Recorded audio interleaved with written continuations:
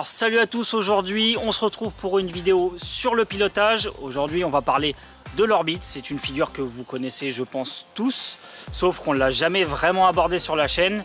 Et donc là ça va être l'occasion de parler de l'orbite de la façon le plus simple possible. Donc on va regarder comment faire un orbite avec un angle peu élevé et aussi on va en faire un autre avec un peu plus d'angle, ce qui va modifier complètement l'attitude que vous aurez à avoir avec votre radio. Donc l'orbite, qu'est-ce que c'est? C'est juste une figure qui permet de tourner autour d'un objet, on va dire le plus proprement possible, en gardant plus ou moins la même altitude et surtout en gardant le même éloignement avec l'objet que vous voulez filmer. Donc c'est très pratique pour la cinématique, c'est aussi fun pour le freestyle. Et donc on va voir un petit peu tout ça ensemble avec une stick cam comme d'habitude. Je vais vous mettre également le DVR et la HD du quad. Alors déjà avant de commencer, je voudrais juste parler d'un petit truc, c'est que quand on va faire un orbite avec très peu d'angle, le quad, eh bien, il va être quasiment à plat. Ce qui veut dire que quand vous allez tourner, forcément, vous voyez là le quad, s'il est à plat, il ne va pas tourner autour de l'obstacle. Il va falloir faire du roll et du coup ça va complètement désaxer votre enregistrement HD. Donc le souci c'est que pour faire un orbite à plat, il faut arriver avec de la vitesse, se mettre à plat et sur l'élan tourner. Vous ne pourrez pas faire 50 000 tours, mais c'est la seule façon de filmer à plat et de tourner autour d'un obstacle. Donc là, comme vous l'aurez compris, l'orbite à basse vitesse, il faut juste mettre un peu de roll et tourner le yo tout doucement et continuer à gérer le gaz pour ne pas trop descendre ou trop monter. En revanche, quand on a de la vitesse, eh bien le quad va être un petit peu comme ça. Et du coup, là à l'inverse, vous aurez un petit peu de roll à mettre, mais il y aura aussi beaucoup de yaw pour que votre quad, avec l'élan, comme il va arriver super vite, pour que le quad puisse pivoter et tourner quasiment sur lui-même en gardant toujours l'objet au centre de la vidéo.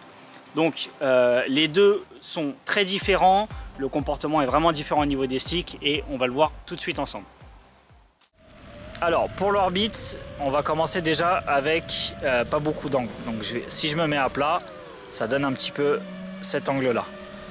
Donc l'idée c'est quand on n'a pas de vitesse, c'est d'incliner légèrement le roll sur le côté pour prendre de l'élan.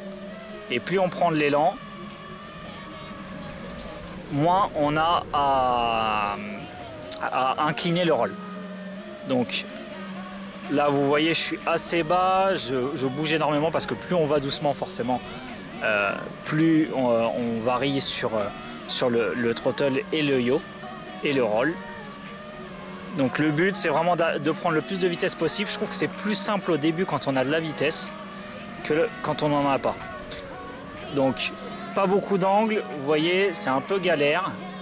Je suis obligé de jouer avec le roll, le pitch un petit peu en avant pour maintenir mon angle et surtout le gaz pour pas trop monter et pas toucher le sol. En revanche, si je prends un peu plus de vitesse, donc on va reculer, je vais prendre un peu plus d'angle, là vous voyez que c'est le pitch surtout et le yaw. Donc on accélère un peu et forcément j'augmente mon gaz parce que plus je mets de l'angle sur le drone, plus il va piquer vers le sol et plus il faut que je mette du gaz pour compenser ça. Donc si on tourne vite, je vais me mettre un peu plus haut histoire de ne pas me planter au bout du chemin. Alors on va reprendre sans angle, c'est le roll.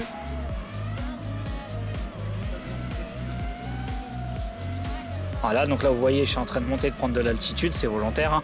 Mais si vous ne voulez pas prendre d'altitude, il faut jouer constamment avec toutes les commandes de votre radio. Donc on essaie de compenser un peu le pitch, compenser le gaz, on maintient un petit peu le gaz, on garde son altitude, on touche toujours au roll et toujours un petit peu au yaw pour corriger afin que l'objet que vous filmez soit toujours au centre de votre caméra FPV.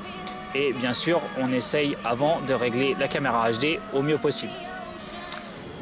Maintenant, on va refaire un dernier avec un peu plus de vitesse.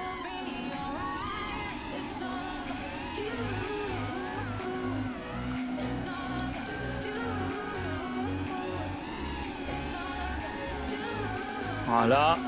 Donc là, on est sur un orbite classique hein, où on est, on va dire, avec le drone incliné en avant. Après, on peut partir un petit peu en arrière comme ça.